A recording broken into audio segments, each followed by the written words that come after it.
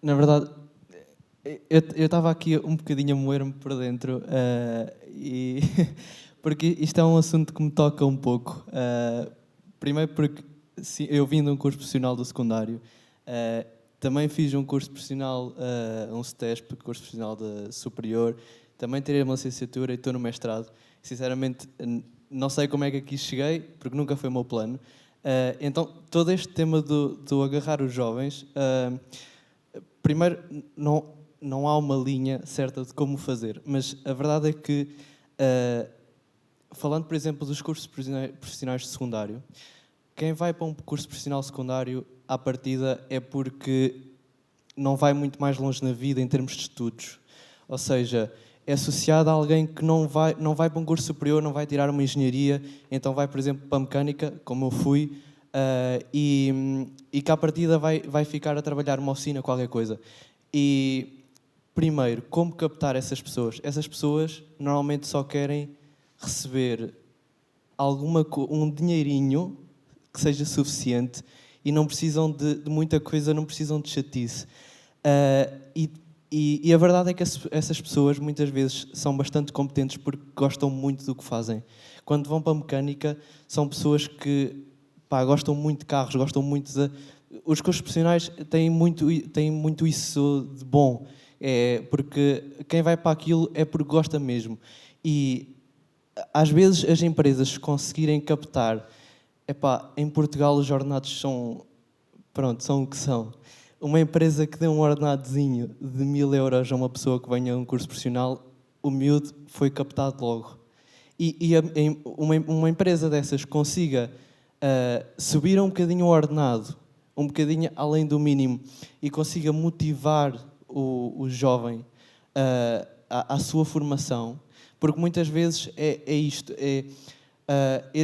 esses jovens que gostam tanto do assunto, e depois, e isto reflete muito, eu não me quero alongar muito porque eu podia estar aqui horas a falar disto, mas há esta questão de porque é que os jovens não vão para a manutenção e não se formam em mestrados ou até o que seja, níveis superiores de manutenção, porque são coisas que são associadas a ordenados baixos. Nós jovens, quando ouvimos falar de manutenção, associamos muito àquele senhor que anda só com uma chave na mão a fazer uma manutenção e não vai ganhar muito. E essa perspectiva baixa de não receber muito não é apelativo. O que para mim é aquilo que chamamos um plot twist, porque eu agora eu sou mestrado de Engenharia e Gestão de Ativos Físicos e do nada deram-me um ponto de vista de isto pode dar muito dinheiro. Caramba! E eu não fazia a mínima ideia. Ou seja, é um pouco chegar isto aos jovens. Na minha opinião, é aquilo que falta, é chegar exatamente aos jovens a possibilidade de uma remuneração monetária e depois, só acabando a parte dos cursos profissionais, há muitos deles que bem agarrados e que se calhar, digamos, andar um bocadinho com eles ao colo, mas que podem dar excelentes profissionais, especialmente se lhes for proposto uma subida de estudos. Ou seja, eu sei que tu tens potencial, vamos investir em ti e vamos fazer-te um excelente profissional. E às vezes isto pode trazer grandes profissionais às empresas de pessoas, de jovens que se calhar ao início nem tinham grandes perspectivas. Nós vamos fazer o comentário, mas vou dar aqui a palavra à doutora Margarida, diretora de formação do ISQ, que também pode aportar aqui um aspecto sobre isto e depois, obrigado Pedro, pelo teu contributo e o testemunho, porque afinal estávamos a falar aqui da dificuldade de motivar a los jóvenes, ¿no? Y ellos son, que están aquí, lo digo con nuestros voluntarios que aquí están, es el futuro de la gestión de activos, ¿no? Entonces lo estamos formando también. No tenemos azafatas, o como se dice, hospederas profesionales, porque queremos tener estos que serán los profesionales que han de estar aquí en las sillas en los próximos congresos. Entonces, esta es nuestra visión. Vale. Entonces, Margarida. Obrigadíssima. Está a funcionar. E obrigada também pelo seu testemunho, que é muito importante ter aqui testemunho de jovens e estamos sempre a chamar por isso. Muito rapidamente, e vou-vos dizer que fui mudando aqui alguma questão e agradeço imenso o vosso painel. Eu já não consigo só falar como Margarida Segar, responsável pela área de formação e lifelong learning no ISQ, onde temos uma grande intervenção na consultoria nesta área da manutenção das empresas. Mas também temos noutras áreas que são igualmente não atrativas, são muito tradicionais, são áreas críticas nas empresas e, portanto, esta era a primeira mensagem que eu queria passar. E não o faço só como responsável por esta área da formação e qualificação e consultoria RH nas empresas, mas também, e agora trago o meu segundo chapéu, podia trazer outra associação qualquer onde estou, mas trago da Associação Europeia para a Formação Profissional, onde eu sou vice-presidente. E, portanto, esta é a primeira mensagem que trago, é aquilo que vimos ali naquele estudo e que também nos retratou o José Luís e o Álvaro de Espanha, infelizmente não é só a realidade portuguesa nem espanhola. Nós temos esta realidade nos 27 países europeus. Temos um problema de employer branding, que já falámos aqui. As empresas não tornam esta área atrativa e começa pelas empresas. Temos um problema de falta de upskilling e reskilling de adultos, que neste momento, os jovens são extremamente importantes para a sustentabilidade da nossa Europa, mas neste momento temos um problema de captação e de gestão dos adultos, que são os nossos ativos, para melhorar os nossos processos. E aqui, meus senhores, eu tenho esta questão também no ISQ, nós não podemos já pensar na manutenção sem ser de forma holística, sem falar das superpower skills. A área técnica é importante e não é só para os operadores, e não é só dizer já está. A liderança é absolutamente essencial, as competências verdes de sustentabilidade, as competências digitais e as competências de gestão. E a manutenção ou é pensada nesta lógica de superpower skills, e é pensada numa lógica de engenharia 5.0, onde estão todos no mesmo barco, que é uma equipa coesa, e para isso, e agora falo contra mim, contra todos nós temos que assumir primeiro, e é isto que eu sinto nas empresas, quando vamos lá fazer planos de manutenção e ajudar a criar a academia da manutenção. Nós fazemos isto, desenhamos, fazemos coisas muito bonitas, mas muitas vezes o bottleneck não está nesta falta de competências, está no que as empresas assumem, que é o que lhes falta a nível de processo de transformação. E essas empresas que falharam, primeiro ponto é falta de governance, de processo, de integração. O segundo ponto são as pessoas, a começar pelos gestores e pelos supervisores. E se nós não fizermos este processo de unlearn e de assumir que nós próprios ainda sabemos muito pouco, digital, de verde, de integração e de repensar estes sistemas, e que somos nós que temos que dar esse primeiro passo para contar que os operadores nos ajudem a ir mais longe e não somos só nós os cérebros, e trabalharmos a sério estas equipas que têm pessoas mais envelhecidas. Nós, todos, fazemos parte desta equipa de mais de 50 anos, que temos um know-how enorme, mas não os transmitimos. E, por outro lado, temos um gap enorme em competências emergentes que não existem. E a minha pergunta é, isto foi um bocado emocional, porque é muito o que nós vivemos no dia-a-dia.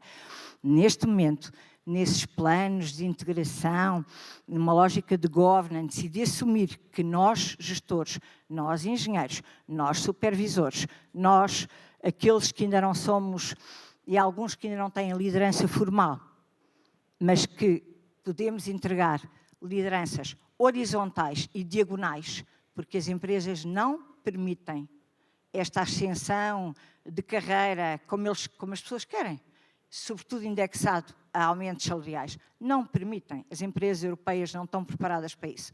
E, portanto, temos que fazer coisas horizontais e que motivem. Nós estamos preparados para isso e estamos a formar, e aí sim, a formar e a trabalhar quem pensa nas empresas para isso. E eu, infelizmente, acho que nós ainda estamos muito pouco maduros e isso ajudaria a fazermos a transformação, sem ser só mudança, mas transformar a sério. Posso tentar esboçar aqui uma resposta, mas se calhar não ser tanto holístico, tentando ser um bocadinho mais terráqueo, e se calhar pegando, o José há bocadinho falou que muitas vezes não é a digitalização, não é a automação, às vezes são coisas mais simples, a eletricidade, as coisas mais base.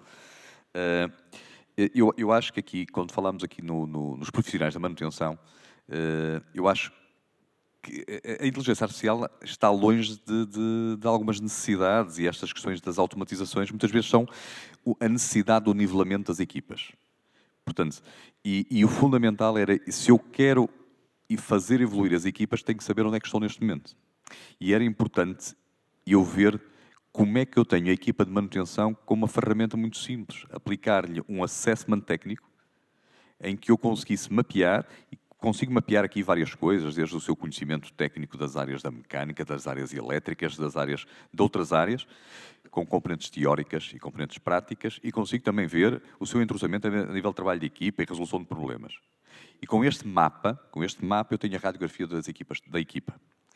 Eu tenho que olhar para o plano de carreira, se ele não está construído, tem que ser construído, de preferência em cima da norma.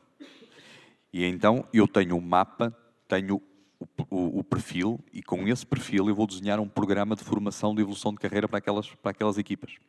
E então, com a junção deste mapa, eu consigo perceber quais são as lacunas que cada um tem. Porque muitas vezes pensa-se que a formação resolve os problemas todos. A formação não é panaceia a todos os males. Eu não me interessa estar a dar formação de eletricidade a quem já sabe eletricidade. Ou seja, se calhar a formação que eu dou para quem vem fresquinho da escola não pode ser a mesma que uma pessoa que está lá há muito tempo. Porque quem vem fresquinho da escola tem o conhecimento, ou deveria ter o conhecimento bem presente. Falta-lhe depois a competência de o pôr em prática. Quem está lá há muito tempo, muitas vezes, o conhecimento foi pela experiência do ir fazendo. Se calhar precisa só de sistematizá-lo. Portanto, é definirmos um plano de formação que esteja alinhado à necessidade de cada um. E eu depois ir acompanhando, de preferência, o programa de formação que tenha níveis de carreira. Portanto, um nível 1, nível 2, nível 3. E eu tenho que definir metas para dentro, nos planos estratégicos, em termos de formação, o que eu quero chegar é aqui. E então fazer esse trabalho com as equipas e dar-lhe essa formação.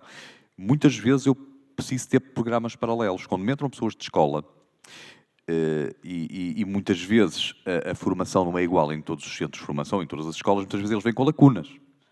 Eu preciso de um programa de onboarding e deveria ter alguém internamente que tivesse a capacidade de ser tutor, de apoiar estas pessoas na entrada. Porque muitas perdas das pessoas é nos primeiros meses ou no primeiro ano. Okay? Portanto, a abordagem à indústria, dependendo da indústria, ela pode ser um bocadinho mais agressiva, porque muitas vezes as escolas estão longe de lhes dizer o que é isso. Eles chegam lá e assustam-se.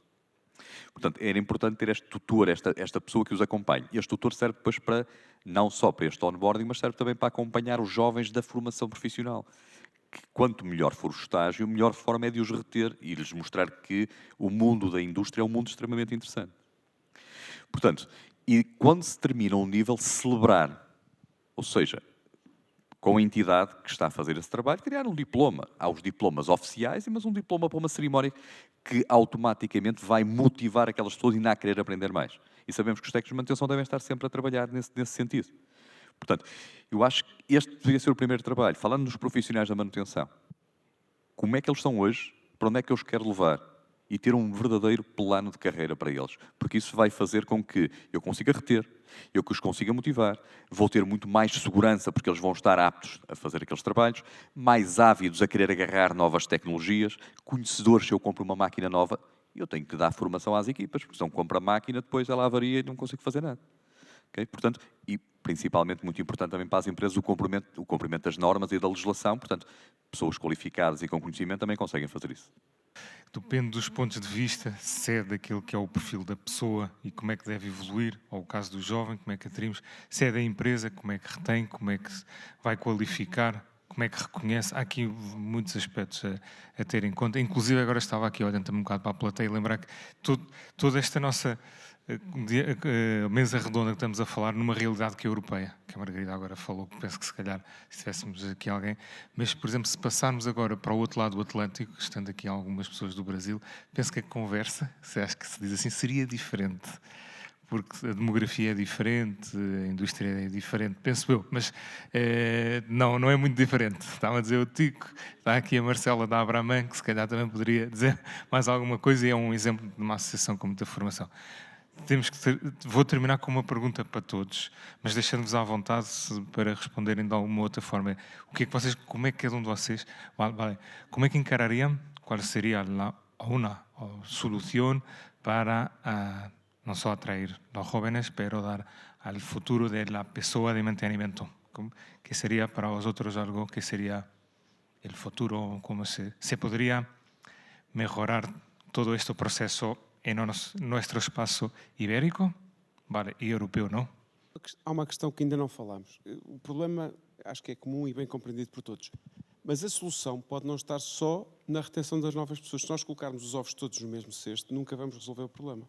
Há um que é o upskilling, que nós temos a Europa a receber muitas pessoas que vêm fazer muitas funções e, portanto, para as operações e para a indústria, podemos também fazer um upskilling das pessoas. E pode ser uma solução que não resolve tudo. O problema de irmos buscar mão de obra ou recorrer a upskilling é absolutamente claro. Nós temos que fazer isso porque os que estão atualmente a trabalhar têm necessidade ao longo da vida de se irem adaptando às mudanças. Portanto, isso não há volta a dar.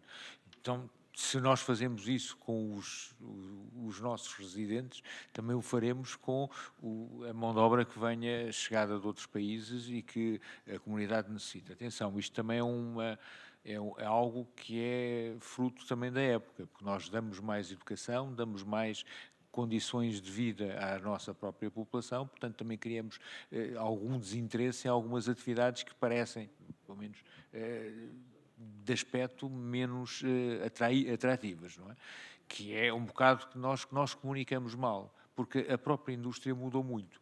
Nós já não temos as fábricas que tínhamos, embora tenhamos ainda algumas, mas não é a mesma indústria. E a indústria não vai permanecer assim, porque quem continuar assim vai desaparecer, precisamente porque é a reação da própria sociedade a rejeitá-la.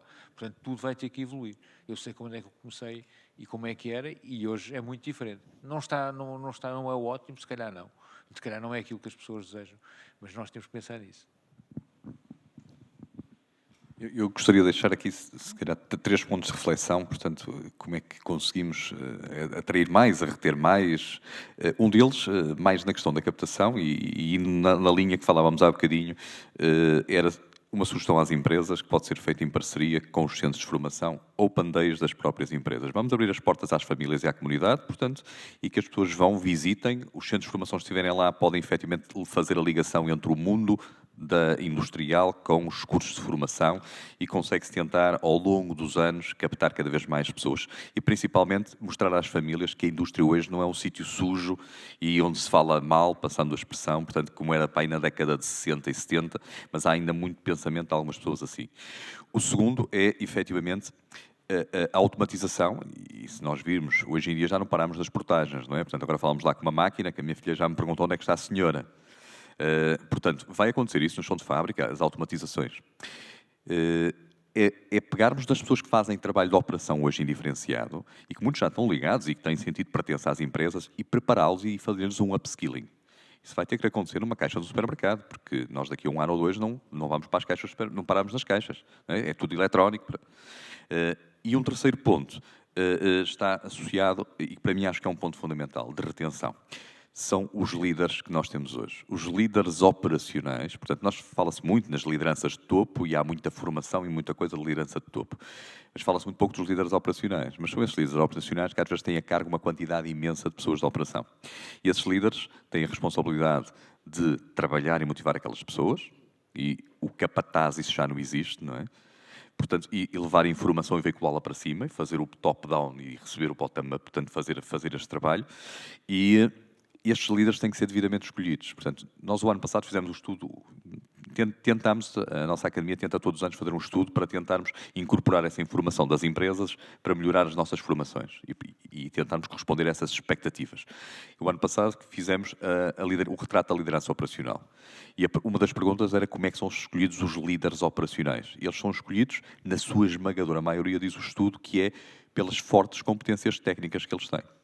A pergunta é, competência técnica quer dizer que é competência de liderança? Será que eu não estou a perder um bom técnico e a ganhar um mau líder? Portanto, e depois outra pergunta era, e as pessoas são devidamente preparadas em formação? Vimos neste estudo que 16% não tinha tempo para dar formação. No outro, mais de 16% não fazia programas de liderança, não faziam uns e outros não faziam nos primeiros meses. Quer dizer que aquelas pessoas são bons técnicos, mas são atirados para gerir pessoas que não são máquinas. Eles têm que ter autogestão. Eles têm que ter capacidade de gestão depois de equipa e ferramentas, comunicação e gestão de conflitos, e têm que ter capacidade de gerir o negócio. Portanto, será que um técnico só por si está preparado para fazer isso? Acho que isto é um ponto importante, a questão como é que é a radiografia dos nossos líderes operacionais hoje em dia. No estoy seguro de haber captado todo y probablemente a lo mejor hasta pues se repita alguna cosa. Yo creo que bueno, se ha comentado, hay poco ya que añadir, ¿no? De todo después de haber dado esta vuelta completa, ¿no? al tema, ¿no? En relación a un poco a consolidar, ¿no? la vocación, digamos, y que por tanto pues los profesionales de alguna manera pues tengan una carrera mejor definida y demás. Yo creo que bueno, ya teniendo en cuenta un poco las condiciones, digamos, de contorno de la propia profesión de mantenimiento, que son difíciles, que a veces llegar a crear una carrera sólida requiere, pues precisamente lo que hablábamos antes, que muchos no quieren, movilidad. O sea, necesitas moverte, hacer actividades distintas, conocer clientes distintos, procesos distintos para llegar a ser a lo mejor un referente en el campo de la instrumentación, por ejemplo, por decir algo. Por supuesto, todo esto se puede complementar con la formación específica para el desarrollo de su actividad. Puede ser un instrumentista o puede ser una persona que mide vibraciones en equipos rotativos o aplica técnicas de ensayos no destructivos. Está clarísimo que hacerles ver que pueden llegar a ser un referente en su campo, yo creo que es una situación algo que sienta y que le sienta bien a todo el mundo, ¿no? El decir, puedo ser un gran profesional y sobre todo poner en valor las profesiones, volver a poner en valor la formación profesional, las profesiones que han ido perdiendo a lo largo del tiempo valor. En los últimos años ha tenido más valor tener una licenciatura universitaria en una carrera así, no voy a entrar en detalles, no quiero tampoco salpicarme del tema, pero que tener una profesión y hacer una formación profesional y a lo mejor tener una actividad y formarte en una empresa buena, con gente buena que te enseñen, con gente mayor que a lo mejor no ha estudiado una carrera y a lo mejor te van a enseñar muchísimo, ¿no? Eso realmente, volver un poco a ese esquema. Yo creo que un poco algo sí que se está volviendo en el sentido de que sí que hay más matrículas de gente ahora ya de FP. Por lo menos en España hay gente que se está enrolando más en este tipo de estudios.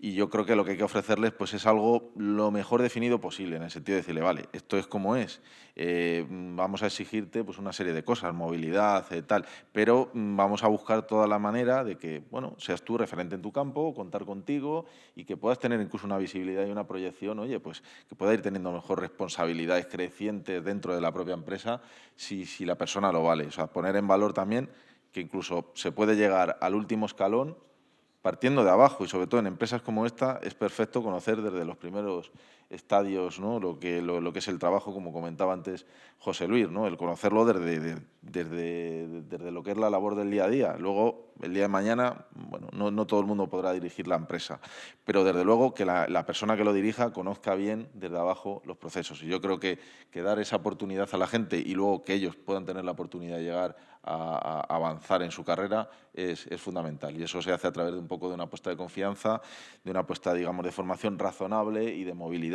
y de compromiso también por la parte del trabajador.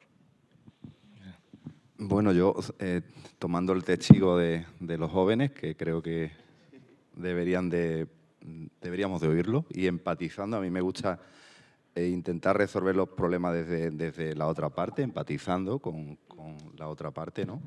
Porque a todos queremos lo mejor para nosotros mismos, ¿no? Entonces, empatizando, pues, ¿qué queremos? Estabilidad, porque nuestra cultura no es la cultura americana de cambio de empleo cada permanente, ¿eh? Quiero estabilidad, quiero que me paguen bien y para eso mantenimiento no es un coste, ¿eh? Seguro que existen otros departamentos que tienen unos presupuestos quizás que se han ganado a pulso, que han defendido y que nosotros no lo hemos hecho, si tuviéramos quizás más parte de la tarta, ¿no? Porque somos aquel iceberg que solo ves la punta del coste, ¿no?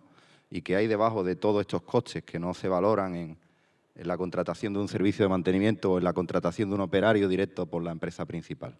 No somos un coste, o sea, valoración, estabilidad, pagar bien y un plan de carrera acompañado desde el minuto 1 para que tú te sientas seguro en tu actividad y veas que el límite lo pondrás tú. Todo el mundo no querrá llegar a ser un CEO de una compañía, a lo mejor quieres llegar a ser un gran profesional y que cuando vayas a acudir a tu trabajo se valore tu trabajo, no te tengan esperando a que te den tareas, que además de valorarse tu trabajo, te tengan preparado para ti, si además tú has decidido esto, una formación profunda y continua, sin límite, y hacer que la parte académica, la parte formativa, se una o esté conectada con la necesidad de la industria.